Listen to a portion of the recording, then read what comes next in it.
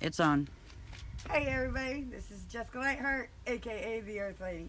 And since today is the 50th anniversary of Earth Day, we decided that we would show you how to work with our rainwater and our water barrel. So that's what we're going to do today. So here's our water barrel, and I don't know if you can see it, but down in here there's a grate. And that grate stops all of the big stuff from going down. Now, I can't lift this because this barrel is literally completely full. So we catch the rainwater from an eave-spout or even the roofs. Here we've got a lot of water that runs off of this roof, and so Granny Bev has been so kind to let us put our water here, and we're using it together as a community, and it's working out rather well. So once you catch your rainwater, you're going to want to put it in something. So we've got these buckets here, or jugs, and we fill up the water, and we'll fill these jugs up, and it doesn't take long. You want to make sure that you don't lose too much. I mean, water's not of much value these days, but in the days to come, it will be. So once we get it out of this barrel, you can use this, and in the future we're going to actually put a hose to it and drape it into our greenhouse and our garden so that we use it right from the rain barrel into our garden. And now you see we got a jug full.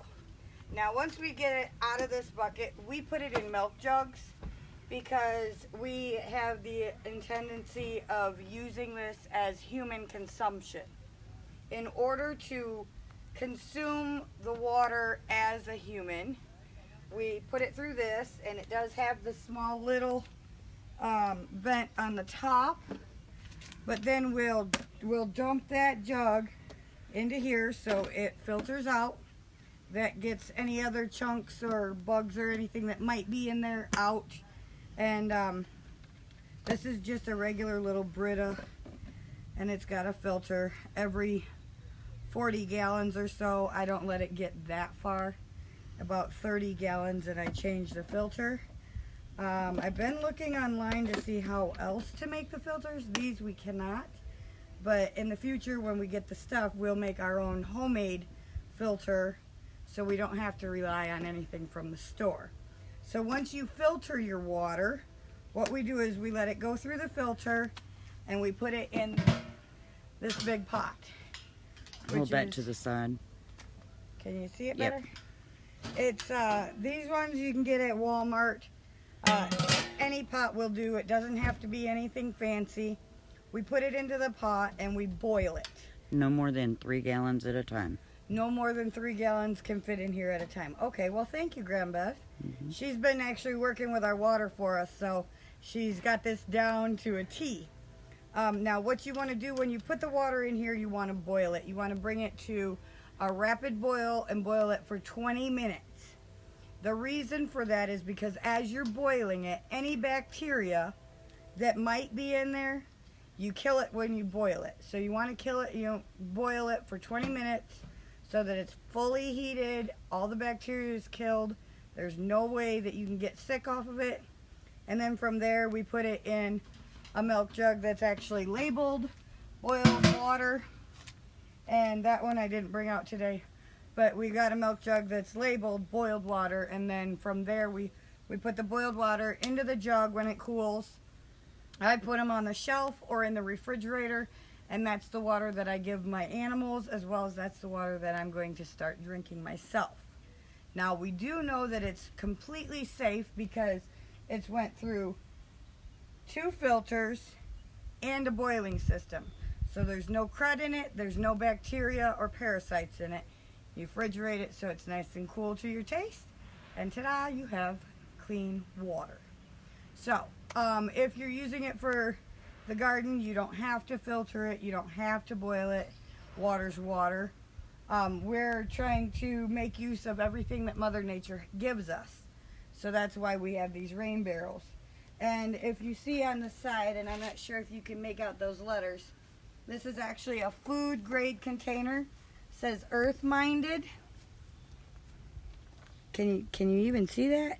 It kind of blends right in there. Yeah. But this is a food grade Earth Minded barrel, so even though the sun gets on it and everything, it's not going to hurt it any. And you'll see, once you start using it, if you see a lot of crud or your water comes out dirty, there are 2 notches on here, so you can open this one and flush it out, rinse it out real good, scrub it out with maybe some apple cider vinegar, give it a good rinse in, and then you're good to use it again.